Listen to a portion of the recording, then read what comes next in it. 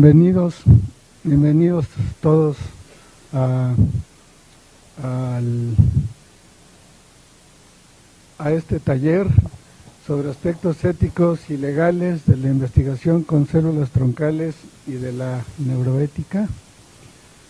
Este taller es el inicio formal, aunque ya el año pasado tuvimos alguna actividad, de un proyecto conjunto que hemos establecido, que hemos generado entre la Universidad de Manchester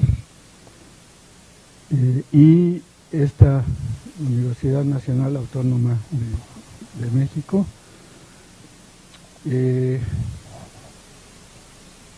La idea de todo el proyecto es discutir los problemas que se han generado ya en todo el mundo sobre el uso de las células troncales, tanto en investigación como en la clínica. Esto ha generado en todo el mundo una serie de regulaciones. En distintos países ha habido regulaciones de distintas formas, pero han aparecido muchas compañías que están ofreciendo tratamientos con células troncales para una gran cantidad de enfermedades sin que esté justificado hacer esto. Entonces, uno de los objetivos de este proyecto conjunto entre la Universidad de Manchester y la UNAM es establecer las relaciones entre los países de México y otros países de Latinoamérica y del Reino Unido para tratar de llegar a propuestas de cómo regular este uso de las células troncales. El título también tiene que ver con las neurociencias, con la neuroética, porque sabemos que uno de los usos potencialmente más importantes de las células troncales es precisamente para las enfermedades neurodegenerativas, para las cuales no existe ningún tratamiento todavía realmente efectivo. Este es entonces el objetivo de este taller. Como digo, es el inicio del programa de actividades conjunto. En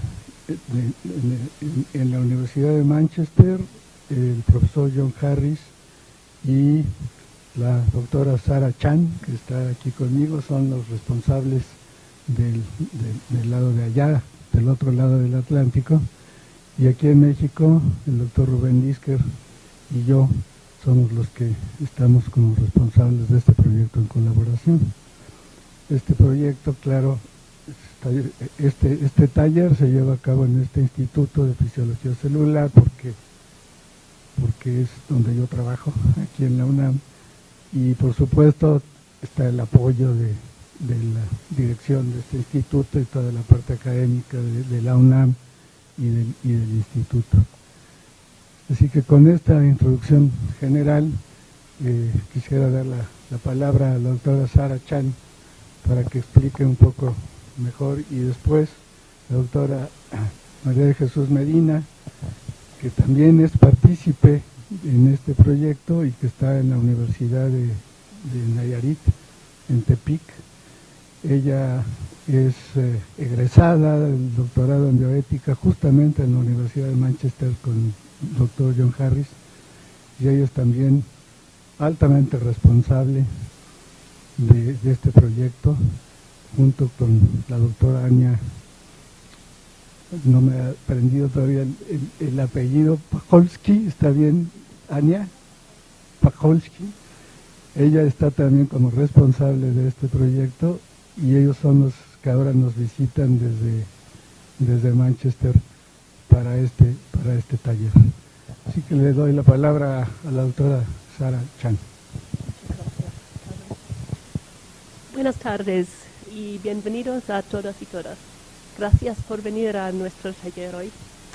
Como Ricardo ha dicho, este evento es parte de una colaboración internacional en la que participan 3 universidades en Inglaterra, la Universidad de Manchester, y en México, la UNAM, nuestros anfitriones aquí hoy, gracias, y también la Universidad Autónoma de Nayarit. Nuestro proyecto es sobre el mismo tema de que trata este taller, las investigaciones y nuevas terapias con células troncales y los aspectos éticos y legales de estas en el contexto internacional. Es apoyado por la Academia Británica en su programa de colaboración y movilidad internacional. Les agradecemos por hacer posible este evento. Quisiera agradecer también a todos nuestros ponentes por participar y contribuir en este taller. Tenemos mucho interés de escuchar sus ponencias en las sesiones siguientes. Y quiero decir gracias especialmente a mis colegas en el proyecto. Nuestros jefes de proyecto son profesor Ricardo Tapia, de UNAM, y profesor John Harris de Manchester, que no puede estar con nosotros esta vez. Y mis otros colegas, incluyendo María Medina, Ana Fajolchik y César Palacios, todos los que han estado trabajando mucho en la preparación del taller. Y ahora, para explicarles más en los orígenes y objetivos del proyecto, y después para moderar la primera sesión esta tarde, a ustedes les presento con placer mi colega y mi amiga, doctora María Medina Arellano. Perdón la interrupción, es que quiero informar a todos que este taller se está transmitiendo en vivo por videoconferencia a Langevio. ¿Nos escuchan allá? Sí, los escuchamos. Sí. ¿Nos escuchan allá en Irapuato? Sí.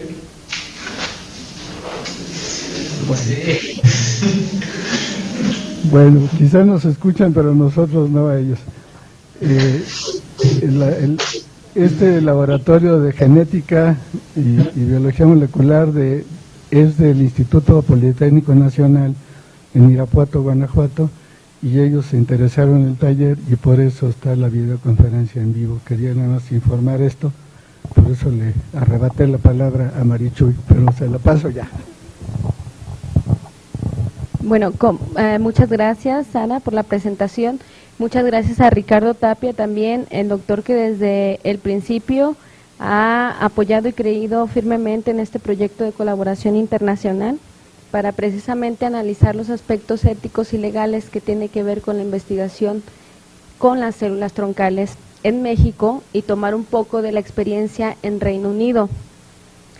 Al inicio creímos que era importante aprovechar las oportunidades académicas que nos daba en el Reino Unido para precisamente tener este vínculo de colaboración que nos permita en México discutir de manera seria y ordenada qué es lo que está sucediendo en el ámbito de la ciencia básica y la clínica en relación con la ciencia con las células troncales. Y uno de los principales objetivos es que a través de estos seminarios de discusión, análisis y los productos que se puedan obtener, tener también un impacto en las políticas públicas y en la regulación que se pueda adoptar en la materia. Porque como lo dijo Ricardo en un inicio, es importante tener en cuenta lo que está sucediendo en México, a la falta de discusión o a lo mejor a la falta de concientización de toda la sociedad de lo que es la ciencia básica, de la buena ciencia que se hace en México y de que por tanto tenemos que adoptar mecanismos en políticas públicas y de regulación que permitan el avance de esta ciencia, pero que a la vez protejan a aquellas personas que quieran acceder a la misma, a las aplicaciones clínicas que puedan en un momento tener la misma. En este sentido, esto era lo que Sara en un momento me pidió que estuviera aquí, porque por supuesto ellos son los que inauguran el evento, para que quedara claro que es el principal objetivo, que podamos incidir de manera productiva y en bienestar de la comunidad desde la academia. Entonces yo creo que sin más preámbulo, te cedo el uso de la palabra, Ricardo, no sin antes, de nueva cuenta reiterando el apoyo que siempre has brindado para nosotros, para la Universidad de Manchester, para los investigadores que tienen un compromiso social con muchos otros investigadores en el mundo para poder incidir desde la academia. Gracias, Marichuy. La Universidad de Nayarit también ha sido muy activa en esto, debo decirlo. De hecho, ya hubo un diplomado en bioética reciente en esa universidad, y tengo entendido que la doctora Medina ya está organizando otro allá en Nayarit. Así que, como decía Sara, este es un proyecto que involucra también de manera muy importante a la Universidad Autónoma de Nayarit. ¿Tú anuncias ya la sesión de ahorita con el cambio de programa?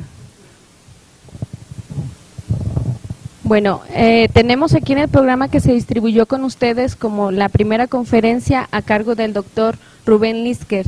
Sin embargo, el doctor Rubén Lisker no podrá estar con nosotros en esta ocasión, y tenemos como invitado para poder estar en la primera conferencia inaugural al doctor Francisco Pellicer, que le invitamos que pase con nosotros, por favor. El doctor Francisco Pellicer nos va a hablar de la neuroética en la tecnología y en la generación del conocimiento.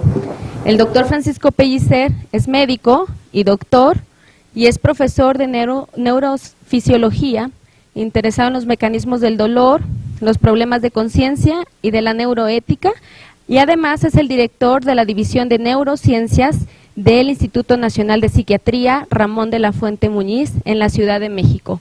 Es así como le damos la bienvenida al doctor Francisco Pellicer, y les pido que sean parte de nuestro auditorio. Muchas gracias.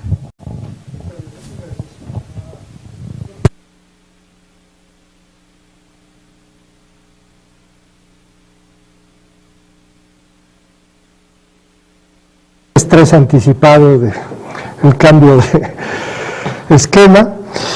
Bueno, yo creo que nos debe dar muchísimo gusto. Muchas gracias a todas las universidades que con su concurrencia hacen posible esto, que es justamente el foro más adecuado de plantear las dudas, nuestras inquietudes y nuestros pensamientos acerca, en esta ocasión, de las células estaminales, de las células de origen, pero que tiene que ver en realidad con cómo tratamos, desde mi punto de vista, y es lo que voy a abordar, la tecnología como herramienta, y cómo tratamos a la generación del conocimiento, es decir, esta hermandad que hay entre tecnos y episteme, de tal manera que a veces se contraponen, a veces se convierten en enemigas de la humanidad. Y al respecto quiero empezar con esto, porque van a decir, bueno, ¿qué tiene que ver con las células estaminales? Bueno, yo creo que todo. Es decir, fíjense que el proyecto Manhattan es un proyecto que inicia en la década de los 30 en los Estados Unidos para tratar de tener energía eléctrica con base en la explotación nuclear, y por supuesto en aquella época a los científicos que la propusieron les dijeron que eso era demasiado especulativo, que no tenía razón de ser, que los costos eran muy grandes y que en ese momento no le interesaba a los Estados Unidos entrar en un proyecto de esa envergadura. Y se quedó el proyecto Manhattan, ese es el origen del proyecto Manhattan, y se quedó un poco hibernando hasta el 2 de agosto de 1939.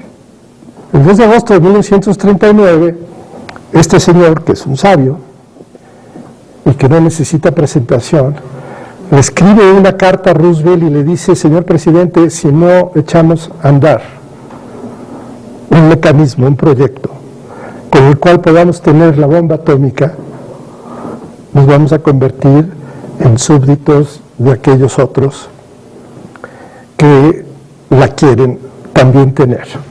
Entonces, ahí empieza o revive el proyecto Manhattan. En este momento se denominó el proyecto S1, así fue como se denominó el proyecto Manhattan, y se cambiaron las cosas. Ya de ser un proyecto pacifista en sus inicios, de obtención de energía para la ciudadanía para tener energía barata, energía mejor, se convierte en una carrera del poder, de la política, para poder tener una herramienta con la cual se pudiera negociar o se pudiera enfatizar el poder de quien la tuviera. Y el relato, el cuento que les hago, bueno, y esto acaba con la historia que ya todos saben. Hiroshima y Nagasaki, y decir, aquí estoy yo y a ver quién se levanta. Había una contraparte del proyecto Manhattan que se llamaba la Sociedad del Uranio, que tenía además otra perspectiva. Esa no se formó originalmente más que a consecuencia de la carrera por la obtención de la bomba, y tuvo otra constitución. De hecho, esa, si les interesa un poquito la historia, vale la pena que lo lean, están todos los libros de historia de la Segunda Guerra Mundial, pero vale mucho la pena porque fue una concepción errónea de los alemanes la que los llevó al fracaso en realidad. Fue que lo atomizaron, lo llevaron a una veintena de centros de investigación, etcétera, y fue distinta la manera de abordar el problema tecnológico. Ya esto voy. Es decir, estamos hablando de tecnología, la obtención de uranio, el enriquecimiento del uranio. Eso era lo que había de fondo. El que pudiera enriquecer el uranio iba a tener el gatillo para poder hacer la bomba atómica. Y entre más pronto se hiciera, pues más pronto se obtendría.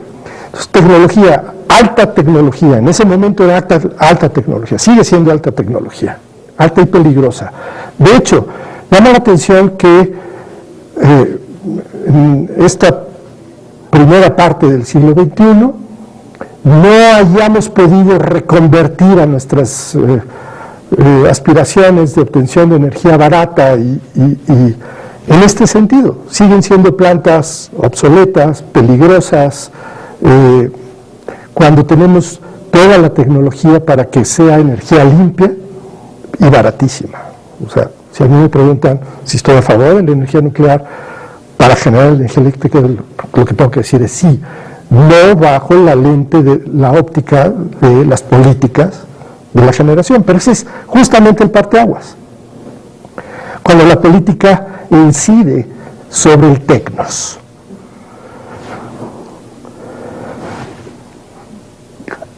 ¿Dónde está el fondo? El fondo está aquí. ¿Sobre quién recae todo esto? Sobre el yo. El yo, que es el self. ¿Cómo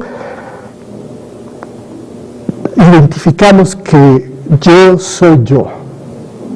Bueno, neurobiológicamente, yo soy yo, Matías es Matías, alrededor de los 10 meses de edad. A los 10 meses de edad, si nos vemos en un espejo, Matías sabe que ese que está allí, claramente, no es otro, es él. Identifica a ese otro que está allá afuera, reflejado como él. Y entonces aquí está el meollo del asunto, según yo. ¿Cuáles son las cosas que vulneran nuestro yo? Que les tenemos que poner reglas y que les tenemos que poner una serie de condiciones sociales y de acuerdo social que va más allá de lo teórico que se va a debatir durante estos días aquí, porque tiene que ver con el individuo, con el yo. Y les quiero plantear algunos problemas de identificación del yo que son exactamente igual, en principio, que el problema de las células estaminales.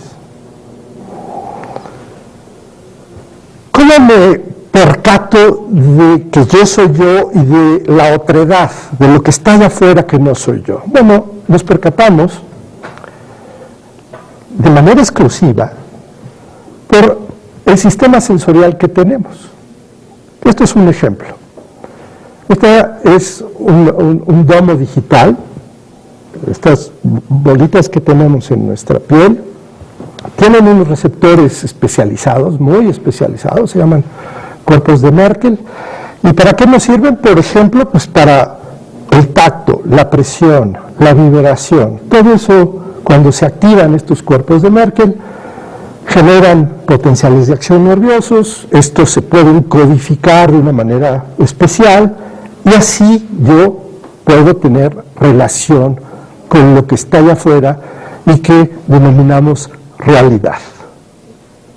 Pues la realidad es algo, fíjense, que ya de entrada está filtrado por lo que yo tenga para censarla, la visión, la audición, el tacto, el sistema de dolor, etc.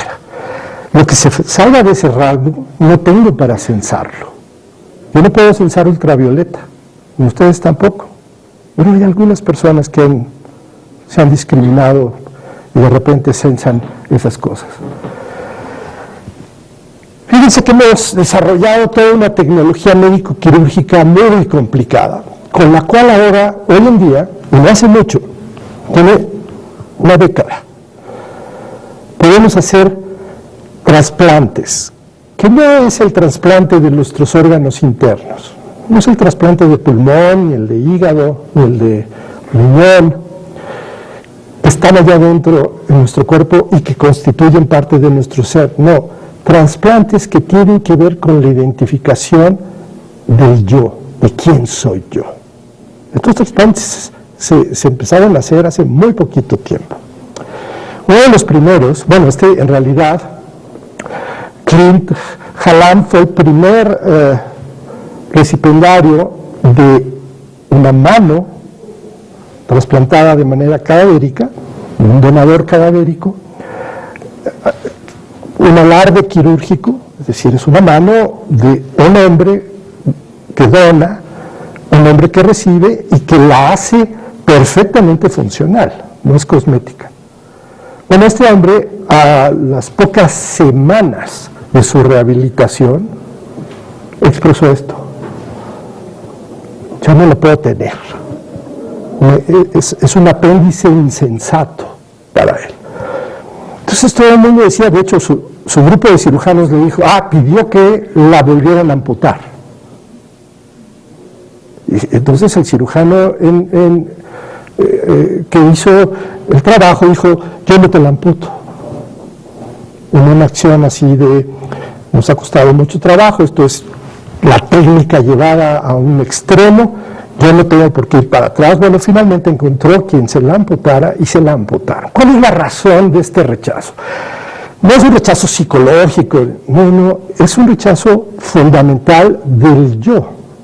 Y que tiene que ver, por ejemplo, que cuando te amputan un miembro, tú sigues generando la presencia de ese miembro, y ahí está presente, aunque no esté presente, lo opuesto, y se genera lo que se denomina un miembro fantasma.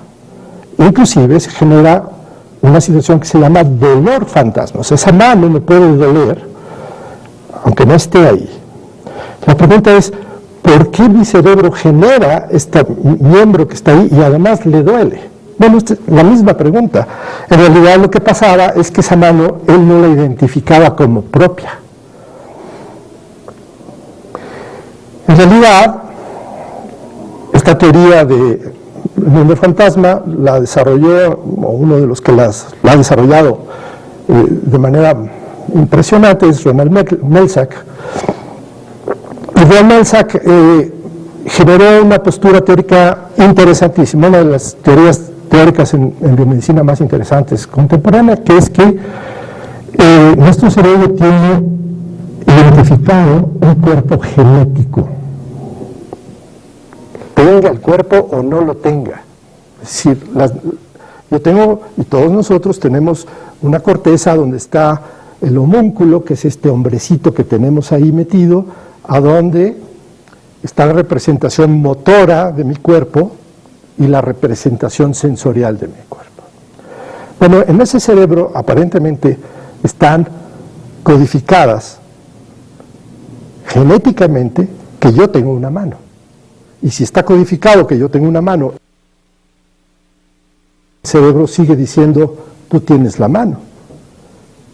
De manera muy simplista es como si yo le desenchufo el keyboard a la computadora y la computadora dice, bueno, me lo desenchufaste, pero yo tengo un keyword en el CPU puesto. Y de hecho, tú me puedes poner cualquier keyword y yo voy a saber si es o no mío de entrada. Bueno, eso es lo que pasó aquí. Esta mano, le dijo él, no es tuya, no la quieres. Connie Culp fue una de las primeras también en recibir un trasplante de cara.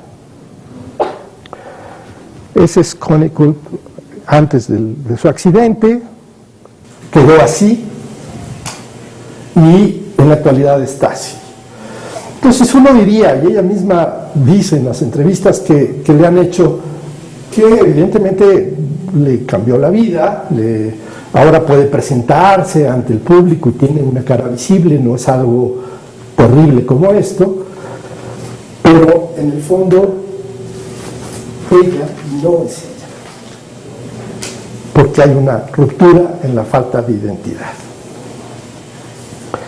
Y podemos tener muchos otros ejemplos. Recientemente, y de manera curiosa, un chino recibió un trasplante de pene, el cual también fue rechazado por ser un órgano externo, funcional, que no era de él, y que se lo tuvieron que volver a amputar. Pero este es un síndrome raro, por suerte, a donde este individuo tiene insensibilidad congénita al dolor.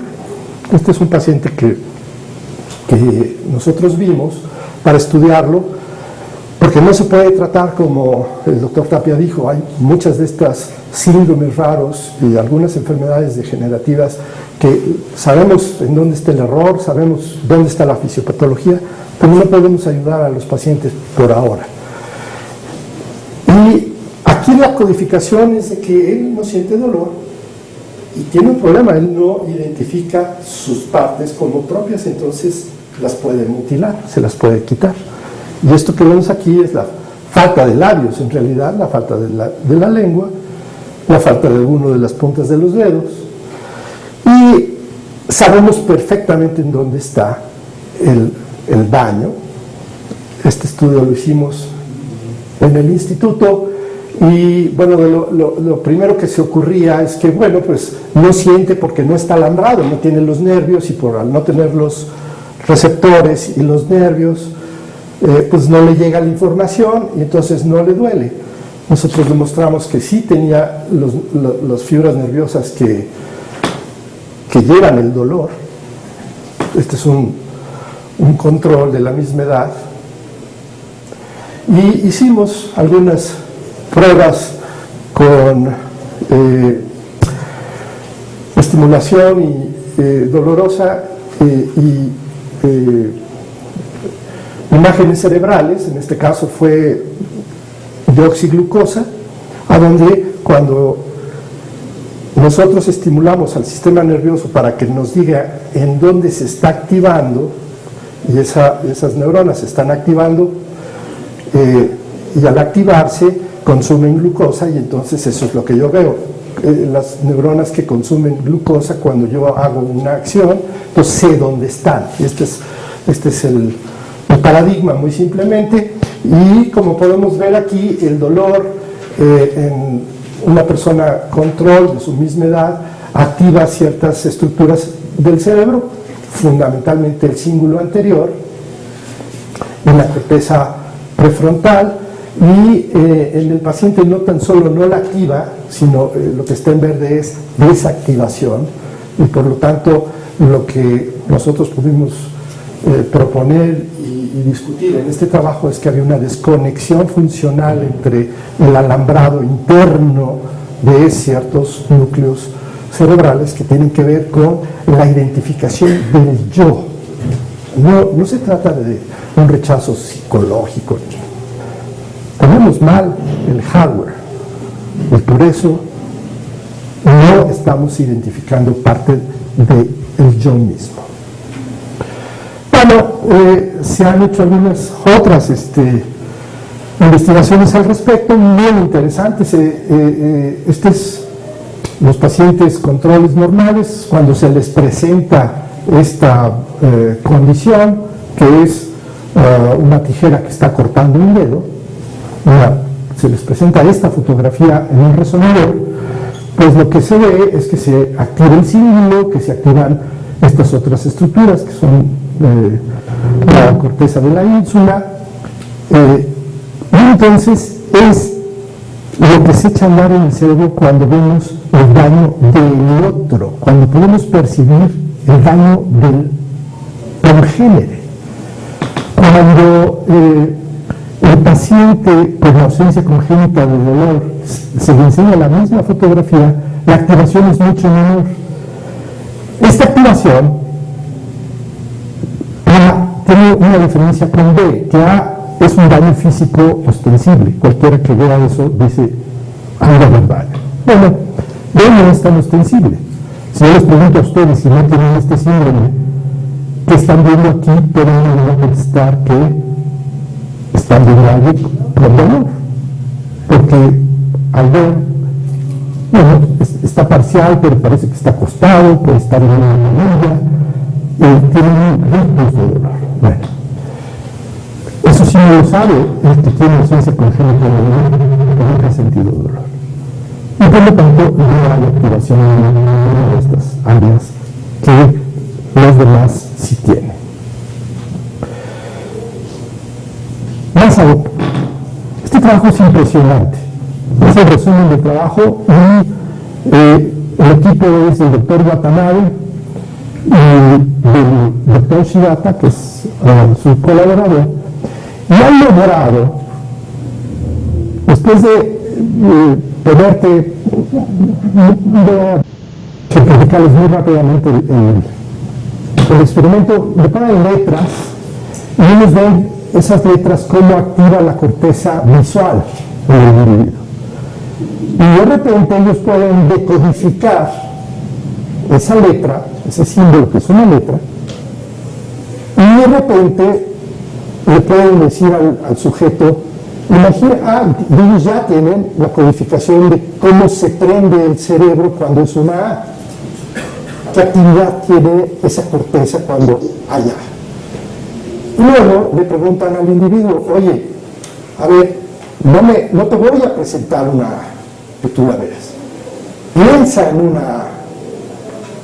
Y entonces tienes el mismo patrón de cuando él veía una A. Bueno, esto quiere decir que dentro de muy poquito tiempo, en un aparato como este, van a poder ver nuestros pensamientos, nuestros sueños. Esto que pensábamos que algo más íntimo que tenemos nosotros es el pensamiento, que es invulnerable, porque yo puedo estar pensando algo terrible de alguno de ustedes, aquí nadie se va a enterar, o algo maravilloso de alguno de ustedes, y nadie se va a enterar, que es justo la manera de dialogar entre yo y yo, y esa es única, pues ya está también vulnerada. Un último ejemplo, que es si tenemos daño en el lado derecho del cerebro, en la parte frontal derecha, se presenta un síndrome que se llama, en inglés es neglect syndrome, que es el desconocimiento de la mitad del cuerpo. La mitad de mi cuerpo no lo conozco por tener este daño, que son varios pacientes que lo presentan, y aquí abajo en rojo, ese es el daño en la corteza que presenta. ¿Qué les pasa a estos pacientes? Bueno, que cuando yo les digo, dibújame un reloj y dibújame una margarita, dibujan la mitad del reloj y la mitad de la margarita. La otra mitad está perdida. No es que no la vean, es que no la perciben, no la tienen adentro de su cerebro. Perdieron una parte de su yo. Muy curioso, se visten y se viste nada más la mitad derecha del cuerpo. Finalmente, algo que está de moda estudiar y que mi hipótesis es que la educación, que la escuela nos lo ha matado, que es la sinestesia. La sinestesia aparentemente es percibir números en colores, percibir sabores en notas musicales, o sea, tener tergiversado el sistema sensorial. Y la realidad es que no, es que todos lo tenemos y todos lo percibimos. Nosotros podemos decir esa música es muy dulce, o esa música es muy severa, o es amarga, o es horrible en términos y podríamos hacer algún experimento muy simple, pero estamos hablando de percepción otra vez de lo que está pasando afuera. Estos dos personajes, uno se llama Boba y otro se llama Kiki. Y si yo les pregunto quién es Kiki y quién es Boba, me lo van a poder responder y casi apuesto a que el 100% de ustedes me van a decir quién es Kiki. Los que piensen que Kiki está al lado derecho, mi derecha, levanten la mano. Mi derecha. Ese es Kiki. Y el otro, o la otra, yo lo veo femenino, es Boba. ¿Sí o no? ¿Por qué? Bueno, hay una razón fisiológica para esto. Es una razón de percepción. Ki, onomatopéyicamente, la onomatopeya son picos. Y Boba es algo suavecito.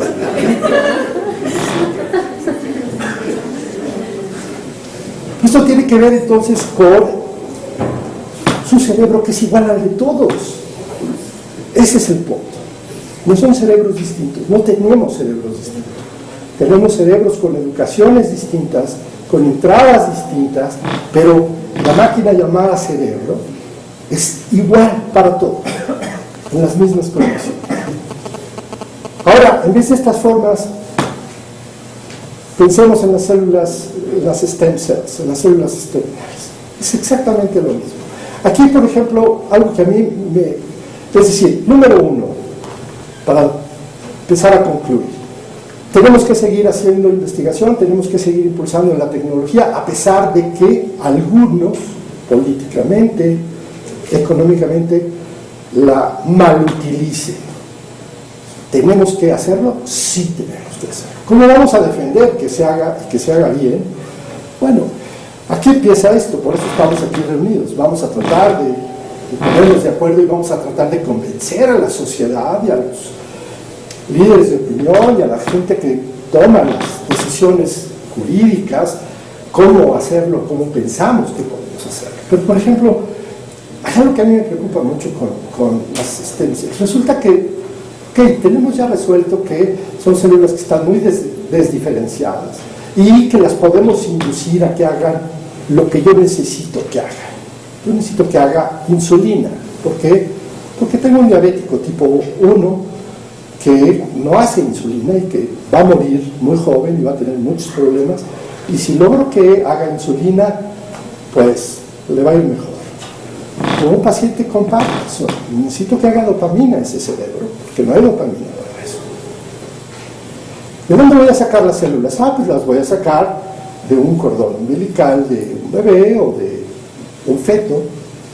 Pero resulta que ese feto, si tiene la información y están las células, y esas células están para que yo las induzca, pero ya traen una información genética del papá y de la mamá, quien quiera que éste sea. Y la pregunta es, esa información genética la estoy sembrando en donde la vaya a sembrar. Y esa información genética puede traer una información de que el padre y la madre son diabéticos.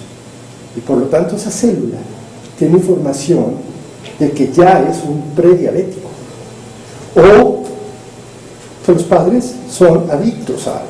Y entonces tiene una genética que, por supuesto, genética no es destino. Necesita, o hay, una cosa que se llama epigenética, que es el microambiente, el macroambiente y el desarrollo. Pero esas son partes que no podemos saber cómo vienen. Ahí es en donde nosotros tecnológicamente tenemos que ser muy cautos. finalmente, es un ejemplo muy pequeñito, finalmente es todo aquel proceso que vulnere el yo, a lo macro, y ese yo, fíjense que lo puedo extender a los animales. Yo quiero que mi animal también tenga los beneficios. Y si lo extiendo a los animales, lo extiendo al ámbito de lo humano. Y resulta que el ámbito de lo humano es el planeta. Porque aquí vivimos. Y porque tenemos entonces que, cuidando el micro, tendremos que cuidar el macro. Gracias.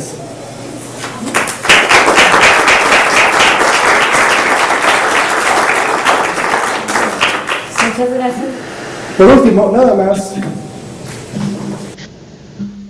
vean, apunta en esta dirección, es un individuo, es un clip de estos que, este hombre que aparece aquí, ve nada más en blanco y negro, tiene una discromatopsia, y tiene un aparato con el cual él puede saber los colores por un transductor de frecuencia. Ese individuo tiene hoy en día, está vivo, lo van a ver, hace unos meses, él ve infrarrojo y él ve ultravioleta.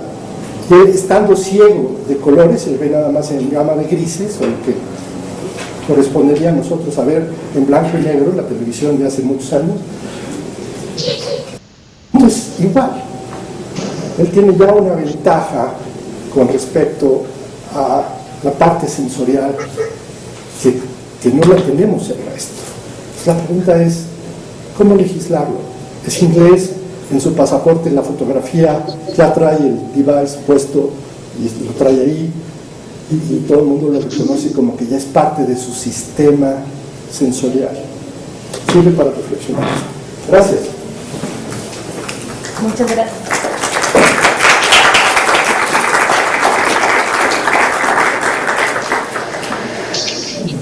Bueno, agradecemos al doctor Francisco Pellicer y abrimos solamente 10 minutos de preguntas y respuestas porque ya estamos un poquito extendidos del tiempo, pero todavía nos da para 10 minutos. ¿Hay alguien que quiera formular una pregunta para el doctor Francisco Pellicer? Aquí tenemos dos.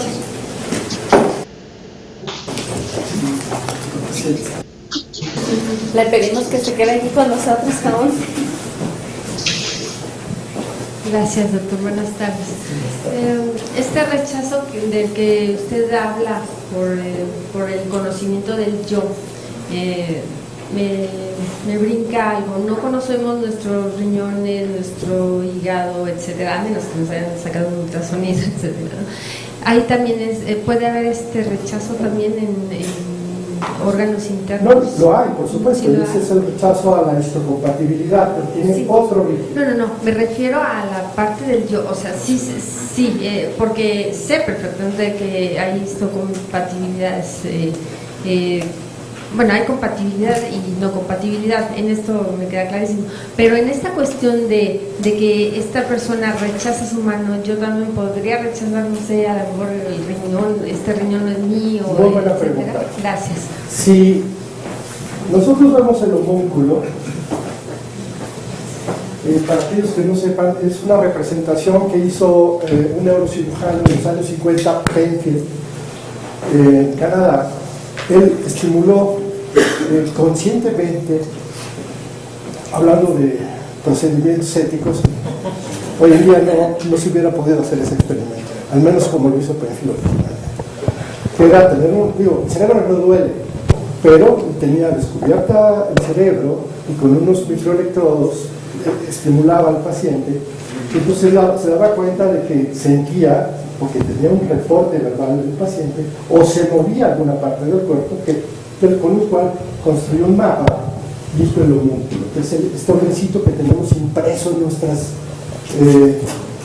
cortezas, y resulta que si vemos este hombrecito que está en las cortezas, pues tiene la cara enorme, la mano enorme, el cuerpo chiquito, los genitales muy grandes también, y prácticamente no hay representación de las vísceras. Entonces, no tenemos una representación de las vísceras internas, por eso no nos importa cognitivamente, por eso no tenemos un riñón fantasma cuando te quitan un riñón, no se ha reportado, y sí tenemos una mano fantasma. Gracias. Muchas gracias, doctor. Me fascina su ponencia. Gracias. Tengo mucho interés en la idea del fenómeno.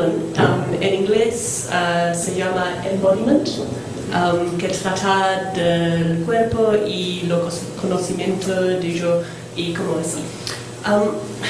Mi pregunta es, ¿hay pacientes que creen que, por ejemplo, su mano, sus brazos, sus piernas no está de ellos? No son de ellos. Sí, no son de ellos. Y he oído también de una mujer que está nacido sin mano, pero ya tenía fantasma, dolor de fantasma. ¿Qué podemos aprender de esos pacientes? ¿Qué pasa en sus cerebros? El ejemplo es, en los 50 se utilizó la talidomida para quitar las náuseas del embarazo. Pero resultó que la talidomida era uno de los teratogénicos más grandes que se conocen. Hoy en día se está volviendo a utilizar precisamente para inhibir el crecimiento de células cancerosas.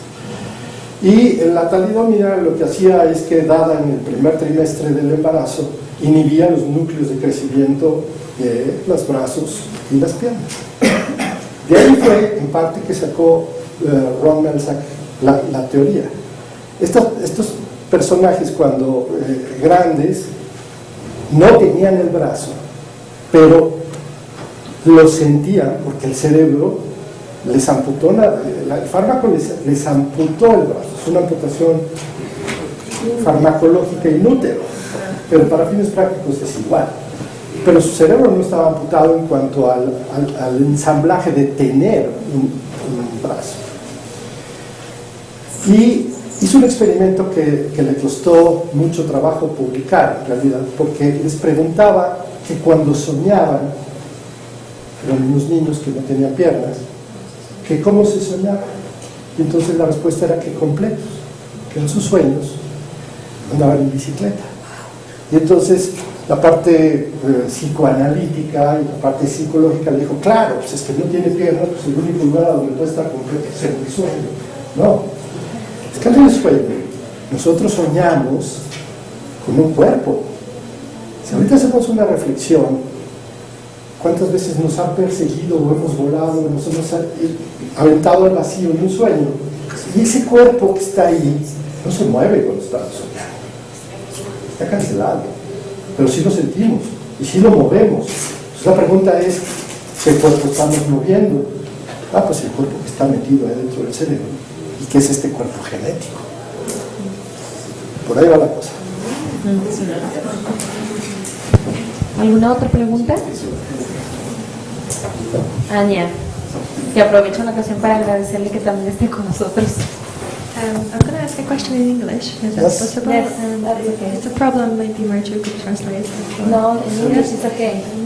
I was wondering, what do you think about the extent to which social and cultural ideas about technology and merging the technology with our bodies can influence the way patients experience either transplants or having other treatments that involve either having tissues that weren't theirs or having, I will be talking about DBS a little bit later, having something alien inserted into them, and now that is part of the cause, yes, of their actions. So how do you think, how much their idea, the cultural, social, those general ideas that float around can influence how patients experience those events? We're talking about biological things, but we have the two other worlds, the social and the cultural. So those are overlapped, and those constitute at least the whole thing. It's not only a part, it's not only the biological part, it's not only the social part. It's a whole thing. Sometimes it may be so difficult to distinguish where the cause lies. So for example, I went to a conference where patients receiving deep brain stimulation were involved, and there were 3 patients with completely different experiences, even though their motor symptoms were improved. And who knows whether the cause of the discontent and an amazing existential unease that one of the patients who was a philosopher as well, so maybe that's in there, experienced, whether it had a more organic, yes, whether it was an influence on his mood of the stimulation, or whether it was just a discomfort or of being directed partly by a machine.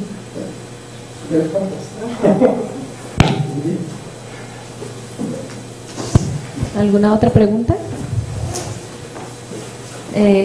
Con esta cerramos la sesión del doctor Pellicer.